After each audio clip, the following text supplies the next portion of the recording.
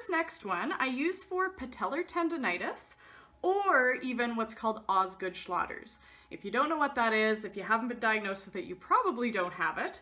But the unique thing about patellar tendonitis is actually when the tendon of this quad coming down, passing the kneecap, is actually irritated.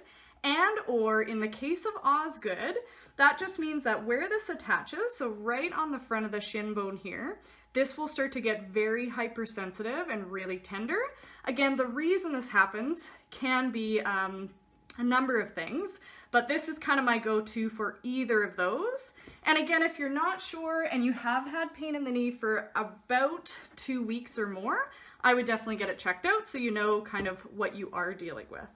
So my tape job for patellar tendonitis is we're going to take a really long Y strip and we're going to start it on the base of where that tibial tuberosity or that little bump on the shin bone is.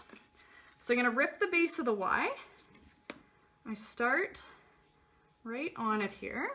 And again, I'm going to prep my ends so they're ready to go. She's going to start to bend her knee to 90 degrees. And I'm almost going to start to cradle and go around that kneecap. And then as I lay it on, I'm just going to go right up the length of her quad in the front. Doesn't matter how long these are, but I usually try to go to about mid-thigh or higher. I'm going to give that a rub.